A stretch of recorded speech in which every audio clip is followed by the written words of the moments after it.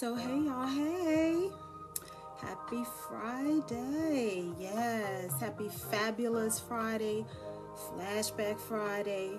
No matter what you want to call it, it's Friday, okay?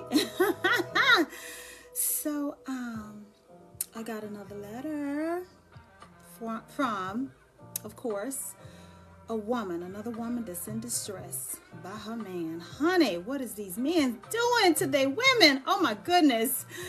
So let's just chop it up, okay? So the wife writes in and she says, how do I trust my husband again? Okay, so again, the caption of the letter from this wife who is in distress is she posed a question: how do I trust my husband again? Well, first and foremost, I'm gonna go ahead and start this off by saying you are not the first woman to go through something like this. Married and unmarried women go through the same type of issue. You know, sometimes your partner can temporarily lose focus. And they don't exercise good judgment, and they jeopardize the relationship or the marriage. So I would like to say no judgment here, but it happens. It happens. Some people can bounce back from it. Some people can't, but a lot of people try to push their way through it and find out that there's not enough there to keep them there. But let's get into the letter. So I have it before me. I'm going to read it again. There's a woman, there's a wife who's posing the question: how do I trust my husband again? Girl. So the letter says, my husband cheated on me once through our marriage and twice when we were still dating. There are multiple times when I would open up my social media and would quiver in fear every time I see a message request from somebody I haven't met or talked to before, dreading what they're about to say and who it is about. He never admitted cheating, even though there's a whole lot of proof and confrontations that has happened between me and the girls he's cheated on me with. P.S. They are all aware that he was dating somebody engaged and married, nor would say sorry for it. Recently, I found out that he did it again while we were on vacation, confronted him about it in front of his parents, who are very close and loving to me. After so many days of not talking to him and talks about a divorce, he swore he would never do it again, even came to the point of deleting all of his social medias. I am still very bothered about it and would continue to stalk the girls he cheated on me with. Yes, I have very low self-esteem, even though people, both men and women, think I'm attractive and a good catch, and can't seem to find out what I'm lacking, or as if there's any other reasons as to why he did what he did. How do I trust him again? Some people need to use punctuation. It makes it a lot easier. Well, you know, I pride myself on my show being from a woman's perspective, first and foremost, because I'm a woman. And I see a lot of issues with this. The first issue that I see with this wife is she's expecting apologies from women who don't owe her anything. I hate to be the one to say it, and I'm a wife myself, but the next woman don't owe you anything.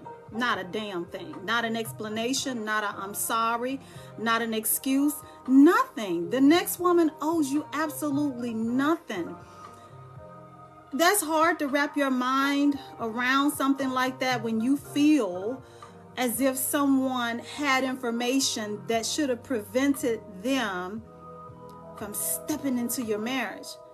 He owes you that, not the next woman. It is what it is. The fact that this man is cheating, your husband is cheating, while you guys are on vacation, says that he's behaving like a single man. He took the vows, but he hasn't taken the vows seriously.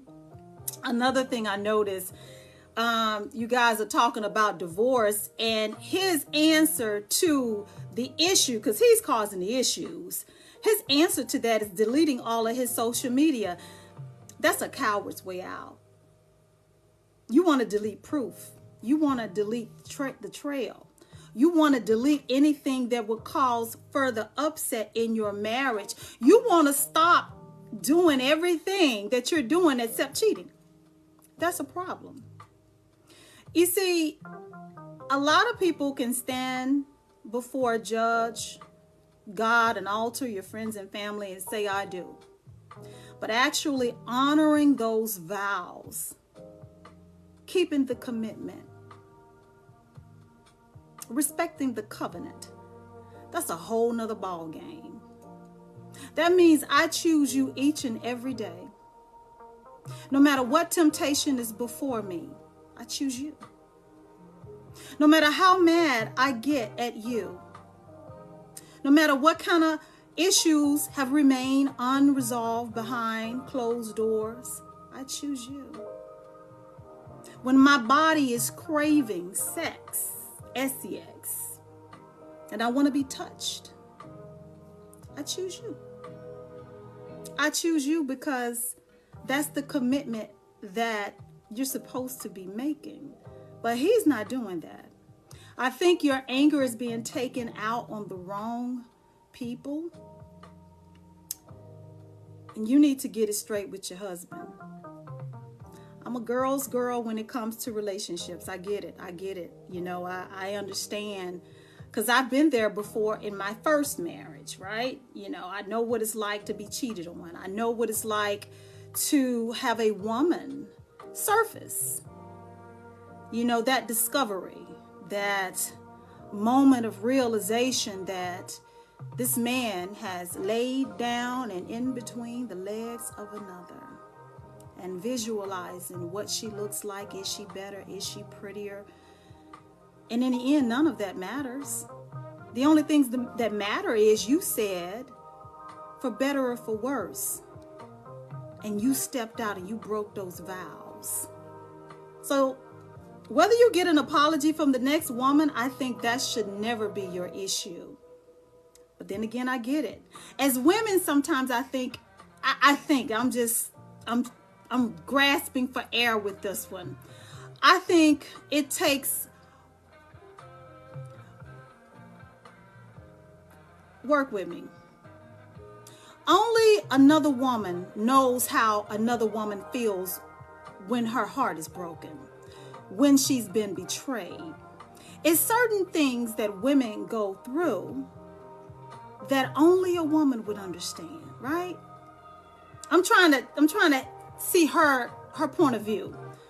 So if you as a woman know what it feels like to have your heart broke as a woman, to be betrayed by your spouse, your man, your significant other, your lover, your bae, your boo, whatever label they possess, if you know what that feels like to be betrayed, and you know what that pain feels like, then how can you as a woman do that to another woman intentionally? So from that mindset, I get it. But if I could say something to you, if you was my girlfriend and we were sitting down having a cup of coffee in the AM or a glass of wine in the PM, I would say this to you. I would say, you know that I'm so pro relationship, so family. I'm pro marriage. I'm pro working it out within reason. I am. I'm the girl. I'm the woman you come to when shit has hit the fan and you need some encouragement. When the enemy has been after your home, your household, your family, your kids, your man, everybody, I'm the person that people usually come to. I'm pro restoration. However, I would say in this case, you got yourself a no good man. You married someone who does not value your vows, and that is unfortunate. And I would say he has the right to delete his social media. It's his account. But that's not going to fix the problem. If you are going to act on your attraction to other people during the duration of the marriage, this marriage means nothing. This covenant is worthless. Because if I speaking as if I'm the wife of the letter, if I get to act on my attraction to other men, would you be so cavalier about infidelity? Because there's always going to be somebody that's more attractive, who has a better body, who's prettier, longer hair, firmer breast, or rounder behind, or slimmer waist, better career, better vocabulary, more spiritual, more uninhibited. But will you still choose me? Will you choose to honor the vows that we took, even when temptation is staring you right in the face? Because it's not what you say and do in front of my face. It's what you say and do behind my back when you think that I won't find out. That's what matters. Integrity, right? But your man, no. If you was my girlfriend, if I knew you personally, I would tell you, you got to know good husband. What you do with your marriage, that's something that's totally your choice. Again, I'm pro making it work. They say ain't nothing out here in these streets. Obviously, he's testing the waters, right, guys? Obviously, he's hell-bent on testing the waters. But I will say this as I wrap this up, because I don't want to just talk for the sake of it. Let me give you something to think about. Again, if you're just tuning in, a wife wrote in. She wants to know, how does she trust her husband? Her husband been cheating on her since they was dating. And during the marriage as well. And most recently, this man she discovered while they're on vacation. He been cheating on her during the vacation. She confronted him, had a big blowout and everything in front of his parents or whatever. So now that she has applied pressure, as the kids say, now he wants to delete his social media, not change his behavior, right? Not fix the problem, not go to counseling, not ask for forgiveness, not say, baby, I'm going to work on me so that we don't keep going through these issues. No, his answer is, I'm just going to delete social media. Not his desire, not fighting the temptation, but that you can stay with a cheater if you want to. It's one thing to cheat on me behind my back. What I don't know, I just don't know. But if I have access to the fact that you're stepping out, then I have to accept all that comes with it. Need I remind you that there are STDs out there, right? Do you really want to run the risk of your husband, your husband infecting you? I just read a letter 2 or 3 days ago where the boyfriend took a break from the girlfriend, okay, under the guise of he was going to get his mental health, only to circle back and cheat with his ex, the ex that in his mind had gotten away, right? And that ex ended up giving him chlamydia. So from that letter, I'm just saying, your husband, if he's stupid enough to keep cheating all through the marriage and on vacation, what you think he doing? You really think he out here buying condoms? And if he's buying condoms, then goddamn, he really putting a lot of thought into it, isn't he? That's kind of like premeditated, right? He knows what he's doing. Girl, ain't no man, there's no woman worth risking your health and your peace of mind. I said it on an Instagram post because I guess cheating is the thing now. If the only thing that's going to give you peace of mind is running to the clinic every 2 or 3 months to get yourself tested to make sure that he ain't or she ain't gave you shit, it ain't worth being in it. You can let somebody contaminate your vessel if you want to and give you something that you can't get rid of. And then you're going to be mad, bitter, and angry with the world and mad at yourself because you should have walked away before they infected you. And nowadays, you got to worry about spirits too. You don't know who the other person that they laying up with, what kind of soul ties that they're, those spirits he's bringing back or she's bringing back to you. Girl, bye. Nobody's worth it. Your peace of mind, your health. Don't you want to be happy? You got people telling you how attractive you are and you can't even see it because of the bullshit that this man putting you through. He's not even making you feel like the beautiful person according to the letter that everyone else says you are. I know it's not all about looks, but damn, you a woman. It matters to us. When's the last time I wonder that man told you you were beautiful? You say in the letter, people tell you that you're attractive and you're a good catch. He doesn't know that. He's taking you for granted. I'm going to say, you didn't marry a good one. I'm not going to tell any person to walk away from a marriage just by a few paragraphs in a post, because I'm sure there's more to the story. I'm not saying she's lying or anything, but you have to be careful when you talk about abandoning covenants and all that kind of stuff. I don't support that. Probably good reason to. I just don't support it. I'm going to say, if you find yourself having to ask the question, how are you going to trust them again? And they haven't presented the answers. They haven't presented, a how-to, because he broke the vows. You didn't. What do you mean? How are you going to trust him? He needs to be coming to you saying, this is how I'm going to rebuild my trust with you. This is how this is what I'm going to do moving forward until you feel comfortable and you can trust me again. That's the start. People are so quick out here to, break vows, break trust, mess up commitments, and then just want to act like they clueless and don't have a damn clue about how to fix it. Well, damn. Really? You don't know how to fix it? You know how to fuck it up, but you don't know how to fix it. You're just the brightest bulb in the bunch. Wow. But I say to you, if you do choose to stick it out, let me just tell you this. I want you to be smart about this thing. I'm not co-signing on you sticking it out.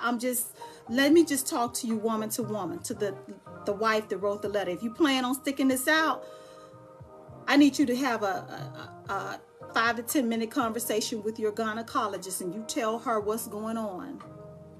And you tell her that you would like to come in, schedule an appointment once a month. Make sure that you're okay. That's what I want you to do. Your gynecologist needs to be your best friend. Then I need you to go enroll into some therapy. It's not for him, it's for you. Because you communicated in your letter that you got some self-esteem issues. And honey, I need you to see the beauty in you.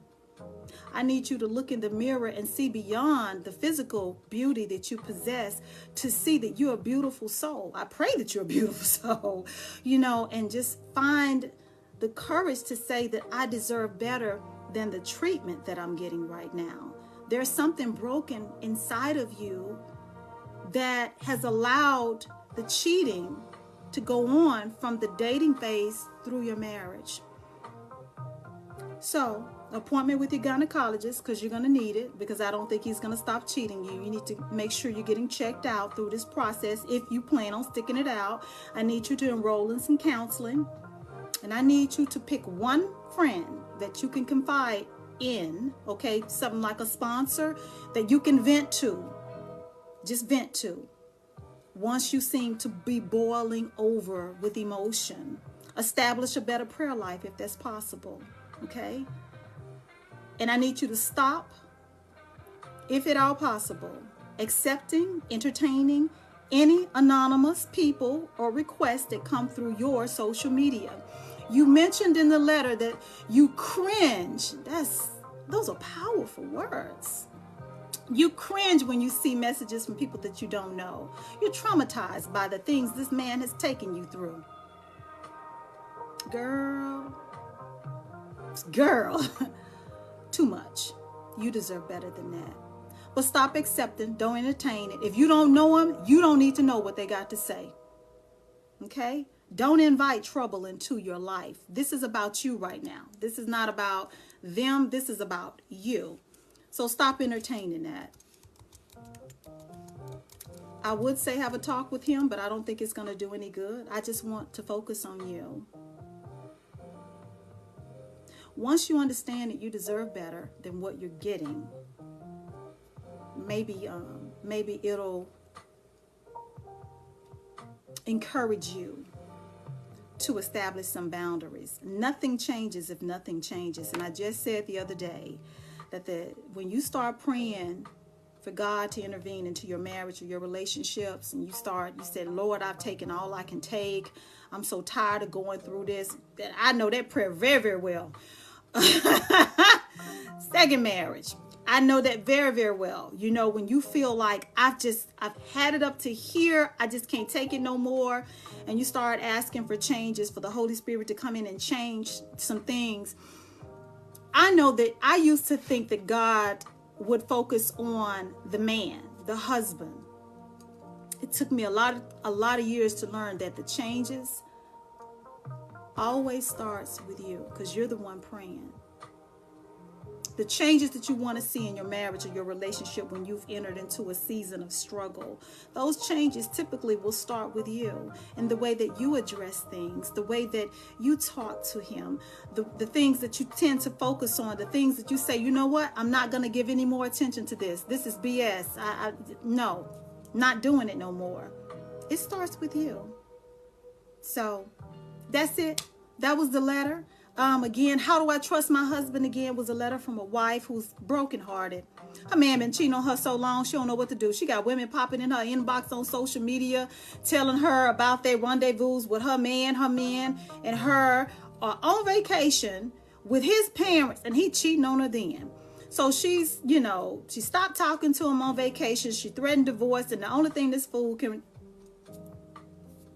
offer her is to delete his social media. Unacceptable for a husband. I say she's got a no good husband. What she should do with her marriage is totally left up to how much she can tolerate, how long she's willing to suffer through it, because that's the only thing I can see. And I just have advised her, to get a good relationship and start making some regular appointments to her gynecologist to make sure that her sexual health is okay. And to get some therapy so she can deal with some issues that she may be experiencing on her own, and the trauma she's, been dealing with, just for herself, just so she can be the best person that she can be moving forward in her life. Whether this marriage works out or not, she still wants to find love one day, and hopefully, you just, I don't know, guys. People don't value commitments like they used to. Hell, I don't know. But my show is all about that. It's just the more that I get letters like that, I feel that's heavy. That's heavy, because as a woman, you know what it feels like when if you've had your heart broken by a man, I'm just from a woman's perspective, then when another woman starts outlining her situation and she starts providing details about how she's feeling and how she's processing that pain, you know what she's going through. So my heart goes out to her. No judgment, my sister. I pray that he gets better. I pray that, that he gets it. Yeah, I pray that he gets it. I pray that, he'll stop allowing his flesh to take over, that he'll see the beauty in the person that he chose to have his last name, share his life with, spend his life with, and stop throwing it away, because one day you may wake up and decide enough is enough. I've had enough. Been there before, done that one. And that's not an easy point to get to. That's what I need to talk about one day. Because there's even a time, and I'm going to say this and I'm going to leave. I promise I'm going to leave. This is the story of my life, child. People, I'd be talking and I'd be like, I just talk. But even God gets to a point when God says enough. Enough. I just pray that he wakes up before you decide enough. I've had enough of your BS. I've had enough of you breaking these vows. I've had enough of you breaking my heart. I've had enough of your BS. So, with all of that being said, my name is Angela Portareal. I am the Diva, the DivaSpeaks Relationships Podcast, like the audio podcast, the talk show, the televised talk show. It's on TV. Comes on tonight on Spectrum Cable, AT&T UVERSE, and I do have my own Roku channel, the DivaSpeaks Relationships Roku channel. It's just too much. My list is too long. I ain't tooting my own horn today. My heart goes out to this sister. So, if you know me, you know me. If you don't, I'll see you again. We on TikTok together, right? I hope that everybody's having a fantastic Friday. And for those of you who may be experiencing any type of season of struggle in your relationship and you just want God's best for it, you want things to get better, I'm going to tell you what you need to do. You need to keep praying about it. You need to take ownership of the things that you've done to contribute to the relationship getting in whatever shape it may be in, because it takes two people. It takes two people. You may not be the one, bearing the bulk of, responsibility for what has went wrong, but you've played a part somehow or another, even if by not addressing things, not establishing boundaries, holding back just for the sake of keeping the peace, not saying something when you should have said something. You like, I'm just going to be the peacekeeper and let stuff just run on and run amok, even if, you got to do that, I just pray that things get better, because things are getting a lot worse in this world, and we all need somebody. We all need somebody. We all need somebody. Ain't nothing like being loved properly and corrected and consistently. There's nothing like it. All the money in the world, the fattest bank account in the world, the most luxurious car and penthouse you can possess will never beat the feeling of laying in the arms of a person that you love. Someone that you actually love, making love to you, okay, and professing their love for you. So I would just encourage if there's anybody out there going through something, I just pray it gets better. I pray that, you take the steps, to help it get better, and that you understand that it may have taken you a little while to get where you are. So don't set unrealistic expectations of when your season of struggle may be over. You may not come out of that storm in 2 to 3 business days like you want. You want to snap your fingers and it get better. Don't work like that. You're dealing with another person and their will and their beliefs, their stubbornness. So be prepared to fight for your relationship if you know it's something they're worth fighting for. All right? Happy Friday, beautiful people. I'm out.